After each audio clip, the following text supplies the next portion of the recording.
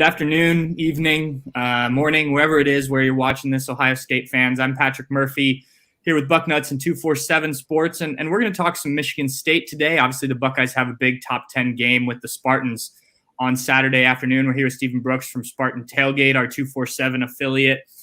Stephen, how you doing today? I'm doing great, man. Just making it back from getting off the road and got a lot of stuff going on outside of work, as we just discussed. But looking forward to this game. I hope it delivers.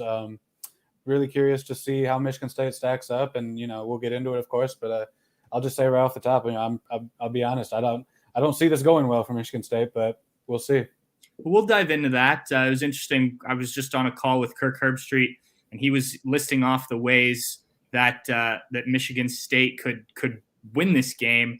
The two things he said were, if this offense can control the clock, keep Ohio State's offense off the field, or if they just say, we're gonna play our game, we're gonna run the ball and take shots downfield when Ohio State scoots up to the line of scrimmage.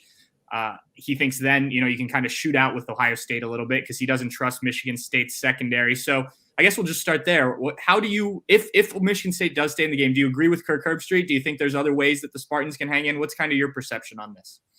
I definitely agree with the first way. I think they're going to have to score some points, and I don't trust the Michigan State secondary either, and that's where I think really the game will be won or lost. And as I mentioned, I think it'll be lost that way.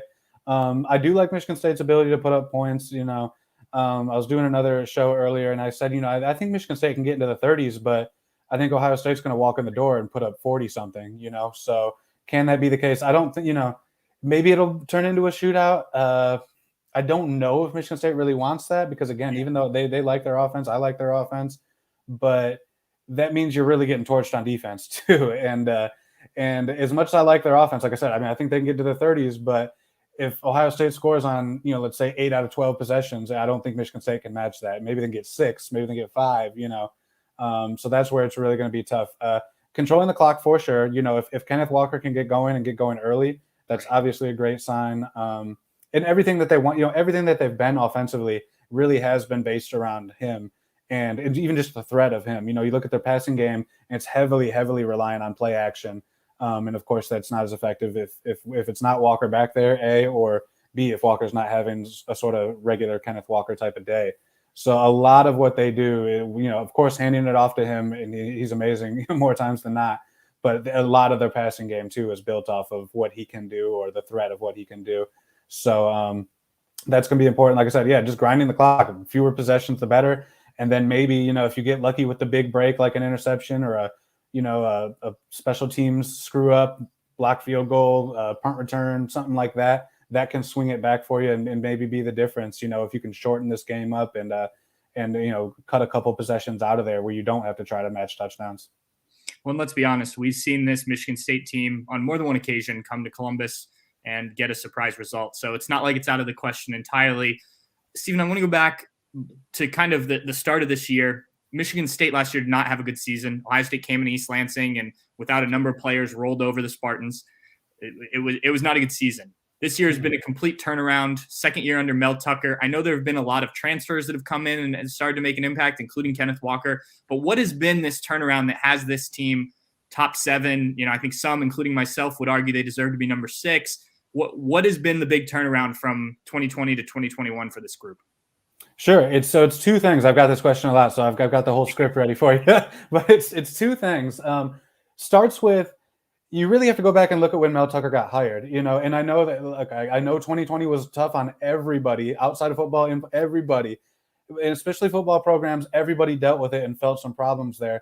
But I challenge anybody to find a program that was affected more than Michigan State. More. Again, everybody was affected, but affected more. Mel Tucker was hired on February 12th of 2020.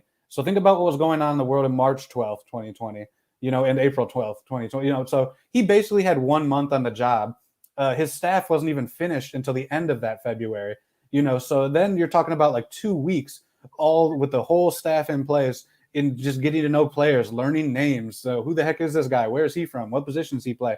That type of basic elementary stuff was going on. And then boom, everybody go home, lockdown. We'll see you when we see you, So you got to really look at that. Even Shiano was a first-year coach, of course, but he was hired in December, so he had all that time. He was able to bring in some transfers. He was able to do some things in the late signing period and all that. Mel Tucker did not have that. So I say all that to say this year they actually had an off-season program, a true winter conditioning, a true summer, a true spring ball, their first spring ball, 13 months after he was hired or whatever. They finally have a spring practice. That can't be understated, mostly the weight room stuff, quite honestly, because this was a team and a program that had physically fallen off, and the talent wasn't there. And then you didn't just have those rugged, overlooked tough dudes that were just going to punch you for 60 minutes. They didn't really have either of that.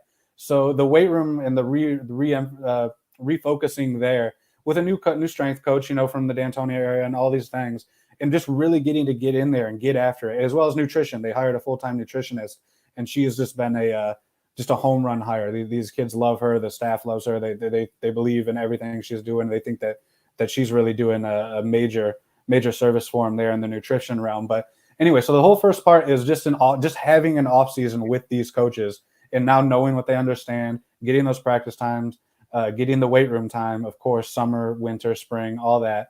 And then part two is just the roster turnover. And you mentioned it, the transfers are a big part of that.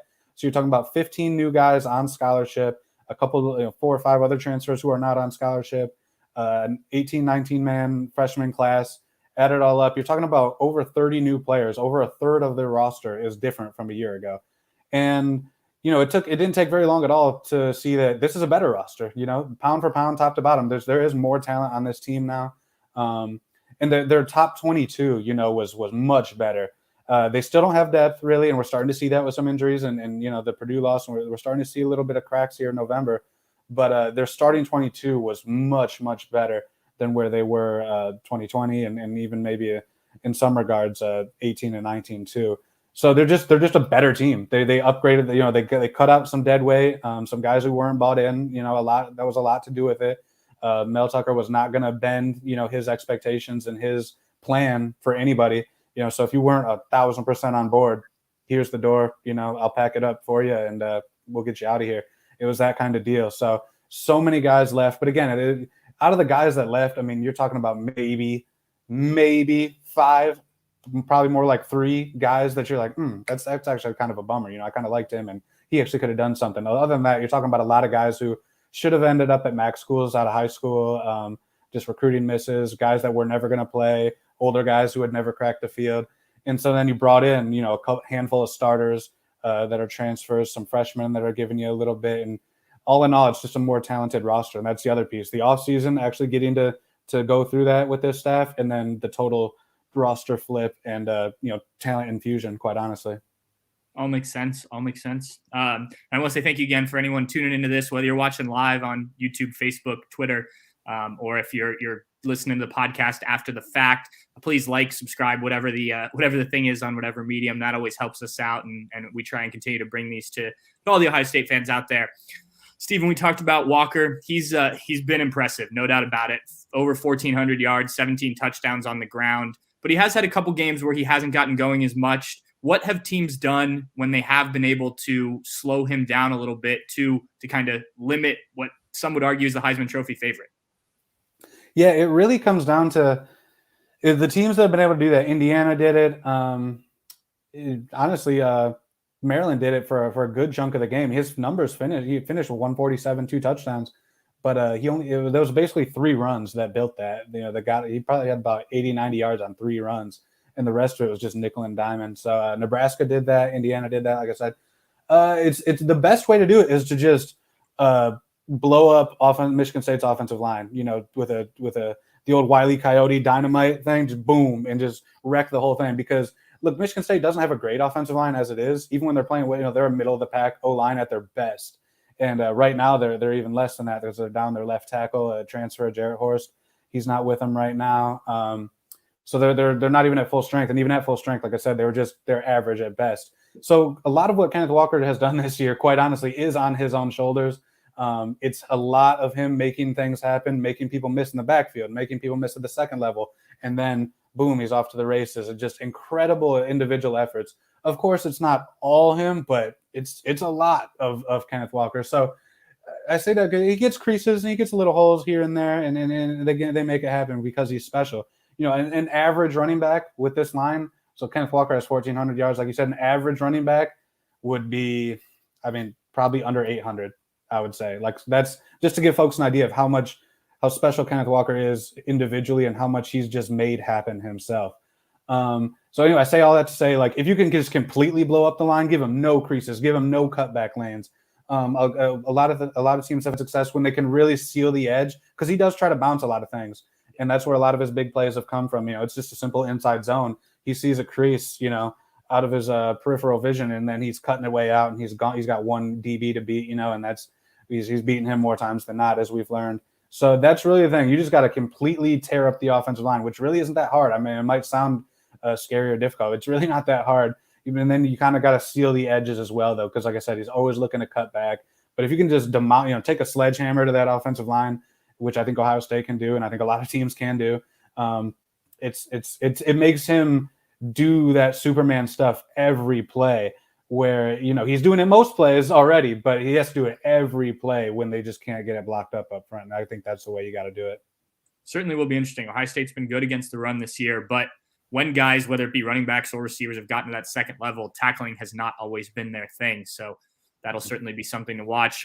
The Michigan State offense isn't all Kenneth Walker. Obviously, this passing game has been, I would say, more than effective this year. Peyton Thorne leading the way at quarterback.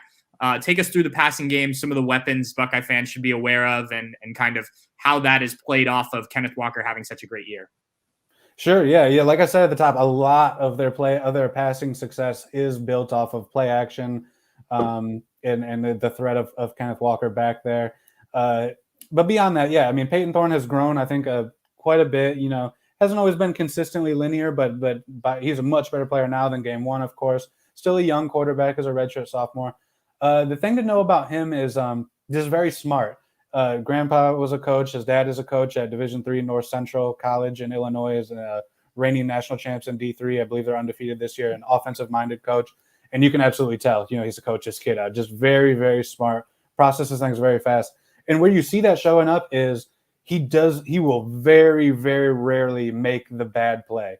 He won't gamble with things. He will not put the offense in a bad spot. More times than not, he's human. He gets caught up and does some things occasionally, but his mistake, the rate of mistakes that he makes, especially the big ones, he's not gonna struggle if he's getting sacked and be crazy with the ball and let it get knocked loose. He's not gonna force it on 3rd and 10 if it's not there and get it picked off. He'll throw it away, or he'll take the sack. He'll happily eat it and just live to play another down. Like, that's that coach's mentality coming out in him. So he's been very good in that regard, just because they know that they can rely on him to make the smart play and to, more importantly, not make the catastrophic bad play and that screws up a huge drive. So he's reliable. He doesn't really impress you physically. He doesn't have a huge arm. He's not a big dude at all. He can run a little bit. He's a weapon there. But just physically, he might not wow you with a lot of his throws, but again, the smarts, the discipline to sort of always make the right play. And he can get the ball there. He throws a good ball. He throws an accurate ball. His weapons is one of his oldest friends on this planet is Jaden Reed. They went to middle school and high school together. And if anybody's seen a Michigan State game on TV, they've heard that from the broadcast crew. And he trusts him. That's the one area where he will gamble. Is he will make some throws to Jaden Reed that he would not attempt to anybody else. And because they have that relationship, and Jaden Reed's a heck of a player, I think he's gonna be in the running for some All Big Ten honors. He's also a great return man. So in terms of getting to know the receivers, he's just shifty. He's not big. He's fast, but he's not a burner. He's kind of like a poor man's Antonio Brown, just to give folks an idea. Like, he's not Antonio Brown, but in terms of how he plays, size, what he can do, run after the catch is a big thing with Reed. Just a guy that's really tough in a phone booth. Their number 2, Jalen Naylor, is hurt right now, and he's more of that straight line, track speed, burner type. He's got some issue with his hand. I don't know if it's a finger or fingers, broken or something going on, but he hasn't played the last 2 games, and I don't think he'll be ready for this one, but I don't have anything concrete on that end. I'm not reporting, but that's just my gut feeling there. So the guys behind them, Trey Mosley's their number 3, and he's kind of a textbook number 3, in terms of everything you want there. Sure-handed guy, runs nice routes. Not super explosive, but 6'2", big-bodied dude. can make some plays for you, reliable, just solid. And then they got a lot of other dudes that they just haven't played very much, but I'm personally pretty high on. Christian Fitzpatrick's a 6'4" transfer from Louisville, hasn't played very much. Montori Foster's a sophomore. He's kind of taken over for Naylor. And he's an Ohio kid, a St. Ed kid, and was a basketball player growing up and just ventured back onto the football field as a senior and ended up picking up all these offers through his first 3 or 4 games and ended up coming here. So they're kind of leaning on some secondary guys right now without Naylor, because it was really Reed and Naylor and Walker. Those were your 3 weapons, and they got the bulk of the touches. Now that Naylor's been out, they've been working some other guys in there. Another name I'll mention really quick is just tight end Malik Carr. He's a transfer from Purdue, 6'6", like 260. Basketball background, had D1 offers as a power forward. So you can, complete prototype package at tight end.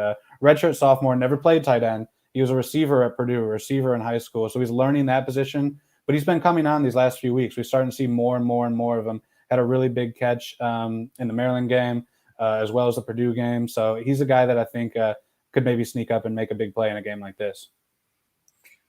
When I flipping to the other side of the ball, when I think a lot of people think about the Michigan States, when Mark D'Antonio had it rolling and whatnot, you think about the no-fly zone, those type of things. This defense, as you mentioned earlier when you were talking about Herbstreit's comments, not the same. What has gone wrong defensively in the secondary for the Spartans? How have they tried to fix this pass defense, and kind of what, in your estimate, can they do this week against Ohio State? Yeah, I need a 7-figure salary to even attempt to come up with a solution, because I have no idea what they'll do or what they could do. So it's been a weakness all year, but the thing is, I hadn't burned them all year. So they were the cliche bend but don't break. They embodied it. Whatever the old example, the old standard of bend but don't break defense was, Michigan State took that over. That's exactly what they were. And we started really learning that around the Miami game, because they were worried about getting burned deep by those receivers and giving up huge plays in the passing game to De'Aaron King and Charleston Rambo. And so they played a lot of off coverage, and then cover 3 is their bread and butter. They're a zone team mostly by nature. They have mixed in more man this year, but they're not very confident in their ability to play a lot of man. So that kind of limits them. But basically, philosophically, they were a keep everything in front of you, limit the big plays. We'll give you the underneath stuff, and you can nickel and dime us. But the more snaps you take, eventually college quarterbacks, college kids are going to mess up. The receiver's going to drop a ball, tip pass, boom, it's ours now. Snap over the quarterbacks. That was sort of philosophy. Make them keep everything in front of you, make them snap it as many times as possible, and when they make that mistake, capitalize and be very, very good in the red zone. Somehow they could give up. They could let them march down the field. 6 for 6, no resistance whatsoever. Get in the red zone and tighten up and force a field goal. They've been very good at that until kind of lately. And it's been okay lately, but that was what they had done all the way to 8-0. They could give up anything in the world, but once you got into the red zone, they were going to make it really tough on you. And somehow they could really bow up and force field goals. So the corners just aren't. They just, from day one, they just haven't been very good. There's not a very strong group right now. It's 2 transfers out there, so 2 first-year guys in the system. Chester Kimbrough from Florida, Ronald Williams from Alabama. They both had some decent moments, but this is a long way from the no-fly zone. And like I said, it is a different system. They're not asking them to do those same things, but just the coverage, they've just been easy to beat. They've been easy to throw on, quite honestly, all year. And now the problem, though, with Purdue putting up 500,000 yards on them, they're banged up now. So they weren't already very good, but now they're banged up. They basically got one guy that's healthy, and that's Kimbrough. At least as far as I know, he's healthy. But it's mid-November. Who's healthy? No one's 100%. He's just the guy that we don't know that has anything going on. So he's probably got some minor bumps and bruises. But Ronald Williams, the other starter, has been dealing with a back problem. Chuck Brantley, a freshman who had taken over a starting job, is out for the year with a hand or a forearm thing. Shoulder, I believe it is. Anyway, he's out for the year now. And so then the last piece of their top 4 is Marquis Lowry, transfer from Louisville, and he's been in and out with injuries all year and I don't even know if he's played consecutive games. He's only played in like 4 or 5 total. So he's been out. He's been in and out with injuries since preseason. So like I said, again, they weren't that good to begin with, and now they're banged up and trying to really duct tape it all together and then bubble gum and duct tape it all together. So that's the major concern. Their safety play has actually been pretty good. And they got a young nickel, Darius Snow, who's doing a lot of things and gives them sort of a two-way threat there as a pass coverage guy and a play the run guy in that sort of swing position in this 4-2-5. But it's really the corners that are the biggest weakness, have been all year, and now they're not healthy. They're not even close to 100% health, and now they're playing the best group of receivers they'll see all year. So that doesn't sound like a good combo to me. So what do you do? I mean, what they sat back and just got diced up at Purdue just over and over and over, and they finally counteracted, and against Maryland they started bringing some pressure and really got after Tunga Vailoa, and there was a lot more pressure and just intentional blitzing than we've seen this year. I know Stroud doesn't get touched much. I know their offensive line's great, but to me, I think you still got to probably try to go that route and try to get him uncomfortable, because you cannot just let him sit back there and play Madden with these receivers. You can't turn this into 7-on-7, and it probably will end up that way either way. But if it was me, I would at least try to heat him up, get him out of the pocket, get him uncomfortable. Knock the ball loose. Of course, that's great, but got to try to get him rattled in the pocket, and I say that knowing how hard that is. That's been a matchup, regardless of which secondary Ohio State's faced all year. It's been something that everyone's tried to figure out how to stop this group of receivers, even when they've been down a couple guys, and the injuries don't sound like it's helping Michigan State at all. Let me get you out on this, Stephen. The Spartans, as I mentioned earlier, and I'm sure Ohio State fans and Michigan State fans are well aware of these upsets they've pulled in Columbus at times. Given that this is year 2 of the Mel Tucker era and the disappointment that was last year, but to be where the Spartans are now, if they were able to come into Columbus, get a win, get back on track for a Big Ten title, a potential college football playoff, all those things, what would that mean for this iteration of the program so early in Mel Tucker's tenure? Ooh, wow. I mean, it would be the ultimate final step, of this entire thing has been unforeseen. I mean, this was a team that had a Vegas over-under for the season of 4.5. Right. And they beat that in the first 5 games, obviously. So the entire thing has been unforeseen and unexpected. But I still think, I don't know about this team, because I'm still convinced they're not as good as their record is. I think they're a good team. I don't think they're one of the great Michigan State teams that have given Ohio State trouble or beaten them. I don't think they're on that level, to be quite honest. But I think all of it, this team, I don't know. I mean, maybe they go and win the Big Ten, and gosh, that's a heck of a place to be. I don't think this fan base can love Mel Tucker any more than they already do. I mean, he has become the most popular guy in town very, very quickly.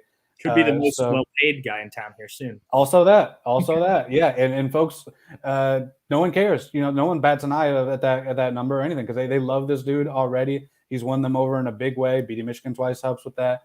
But people see, though. So anyway, to your question, it would show that he can do the things he's talking about doing, and can get this program back to what it was when it was competing with Ohio State every year. It's going to take more than 1, 2, 3, 4, 5 good years to become Ohio State's peer. It might take decades. I don't know what that looks like, but you can say that they can be a competitor. They can be like they were, where they're a thorn on Ohio State's side, or sort of equals, maybe not as programs, of course, historically, but in terms of competitive on the field equals sooner than he thought, and it's already pointing that way. His recruiting has already sort of exceeded expectations. They're in the top 20 now, and imagine what they can be if they finish this off. And like you said, get this win or win a Big Ten, go to the playoff again. All the signs are there that this is going to be a quick turnaround and a lasting one, a sustainable thing. So people, this has just opened people's eyes to what Tucker can do. And if he starts getting some some trophies, some rings and stuff behind it, then it's like, what's the sky's the limit? Like what can't we do at that point? Because people already think, this program's just a couple of years away from sort of being that regular contender in Indy again. So that's really how I see it all. I mean, it's already exceeded expectations so much. And this would be like, I don't even know, like cherry on top or what you even say, but it's like, wow. It would just be another wow moment, like another I can't believe this moment. And then again, you just point to the future of like, well, if this is what he's doing year 2 with half these guys he didn't recruit and half these guys out of the portal that other folks didn't really, cast off some other reasons. There's a million reasons why you go in the portal. But what's he going to do when he's getting these top 20 classes every year, So I think it's just really encouraging for the fan base here. And folks are, like I said, over the moon with Mel Tucker and where they think he can take this. Well, it's going to be a fun one, I think, Saturday, high noon at Ohio Stadium. Stephen, thanks for doing this. I appreciate it. Thanks for everyone for tuning in, whether you listen live or listen after the fact. We always appreciate it. We'll be back after the game with some of our post-game analysis and whatnot. But Stephen, thanks again. I appreciate you hopping on. I appreciate you giving us that insight into Michigan State. Absolutely, man. That was fun. Thanks for having me. I hope you guys, readers and listeners, enjoy it. Yep. Talk to you soon.